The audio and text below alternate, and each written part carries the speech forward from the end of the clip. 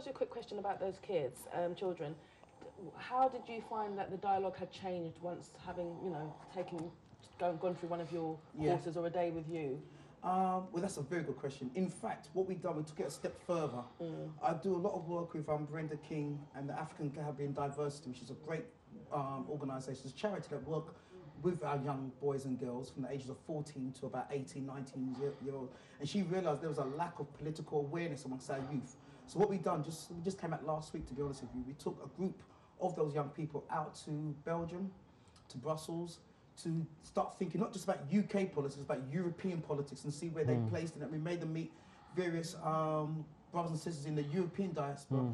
And of course, there's hardly any black MEPs exactly it. Anywhere in Europe, which is quite extraordinary. But we don't appreciate that we're living on an island. And with that island, comes an island mentality that England is the world. It's not. Yes. And our aim is not just try and get our people thinking more political, but open up their horizons, open up their agenda, open up their possibilities.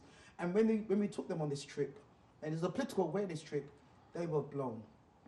And from being on an experience like that, that's when they said, I want to be involved in politics because now. young black people in Europe, I feel, are much more aware than our kids much here. Much more aware, sister. 100% more. 100%. And it was eye-opening, not just for me, but they were just blown. And now, by seeing that they have a place and a political view, because in truth, in a nutshell, it's our political weakness in this country that sentenced our people to unemployment, bad housing, the worst education, and a foreign policy that may not be in the interest of us and our community worldwide. But it's also economic as well. It's not just political, it's economic, because the two go 100%. Hand in hand together, don't they? We're always at the bottom of the ladder in terms of economic and financial access and stability. So therefore we don't have a mandate or the power to often, you know, lobby these people or advocate on behalf of our own communities when we're in problems.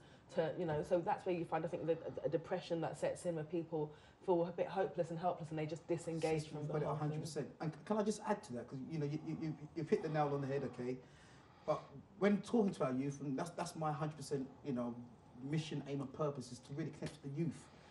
They are very dissatisfied with the political agenda right now, and how it's portrayed on TV. It's like everyone's in it for themselves, and that the legislative practices that are passed and the political acts that are passed is all to benefit the so-called rich. They see themselves as being voices. I'm going to just add one very quickly, is that when they see people like yourself, Lester, I'm going to be honest with you, when they see people like yourself, who many of them answered that you was in the political agenda, you was in that political machine, and if you was turned off, for whatever reason, they're going to think, well, if that's a brother in our community that stands up for our community, and if he stood away and said, you know what, I'm not really down with whatever, I don't know what issues it was, that's another sign for them to switch off. This is not for us. I have to say I'm far from unique there, because I think that the history of UK politics is black activists getting involved, being very enthusiastic for 1, 2, 3, maybe up to 10 years. Maybe sometimes I've actually seen activists who have been involved for 30 years. We actually had one who resigned recently from the Labour Party. When they get to a certain sort of stage of banging their head against a brick wall, then they sort of just say, look, you know, this really isn't working, and then the next generation come in young, bright-eyed and bushy-tailed, and the circle starts all over again. And that's what turns them off, though. They see that, and they're not foolish. Yes. And that's why I said we need a programme. But don't you think things are changing? I mean, this election, Alex, we might see almost a doubling of the black and Asian MPs from 27, as it was in the last Parliament, to over 40 in just 22 days' time. That surely is making a difference. It's making a difference on the surface level. On the surface. But in terms of what's happening, in terms of the system, so like the economical program for our youth, the educational program for our youth and whatever, it's not really filtering down, to be honest with you. And also,